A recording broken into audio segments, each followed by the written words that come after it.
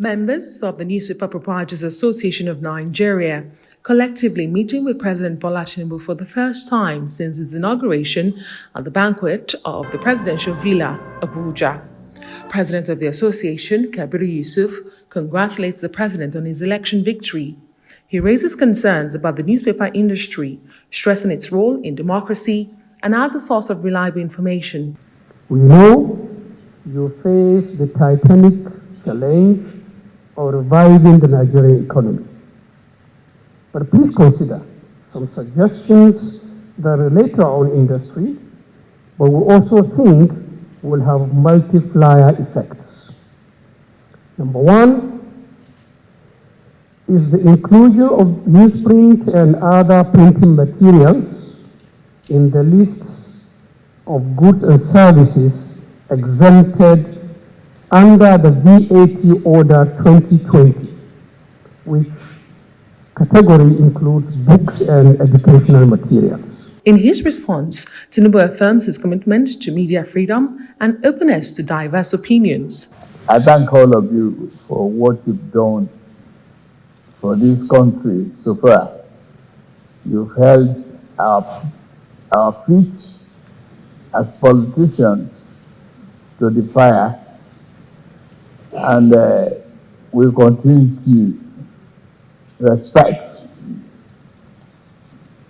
your opinion, whether we agree or not in support.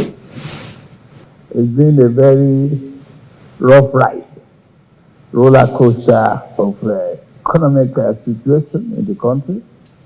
We've taken a bold decision, which you have all, one way or the other, criticized or support, and I thank you for the support, or half support, whichever way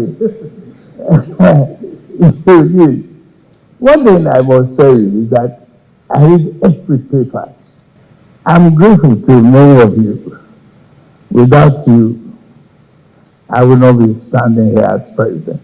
Addressing concerns about policies affecting the paper industry, he assures a careful review, promising support. That's why I have an experienced legislator as my chief of staff. We will review the law.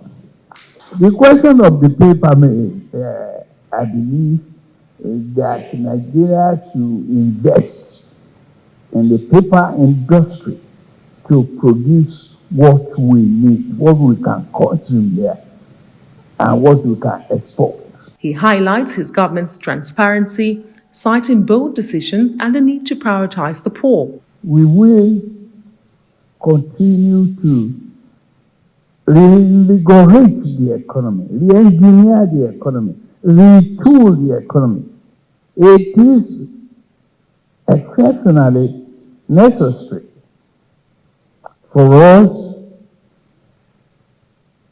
to really invest in infrastructure today, to invest in the healthcare of our people, to invest in education of our children today and tomorrow. It's a continuous exercise. That's what I've been doing. If we invest in our own children alone and not invest in the children of the poor, that investment will be in danger tomorrow. The children of neglect will attack your investment. Minister of Information reaffirms the government's commitment to a vibrant media landscape, focusing on advancing shared values between the government and the media stakeholders. The president thought that it is important that he also meets with them. They had a very frank conversation about the future, especially of the newspaper industry, and how government can support. And he also solicited for the cooperation of all media practitioners towards the achievement, especially of the Tinubu agenda. And members of the MPN are also very forthcoming. They've heard from the president firsthand. They will go back and look at it and see how they can give further support to Mr. President in the actualization of his dream of making Nigeria a very prosperous nation. President Tinubu also discusses measures to alleviate festive season travel costs, including possible waivers for air, road, and rail operators. He pledges to reduce the price of liquefied petroleum gas, also emphasizing his administration's focus on economic revitalization.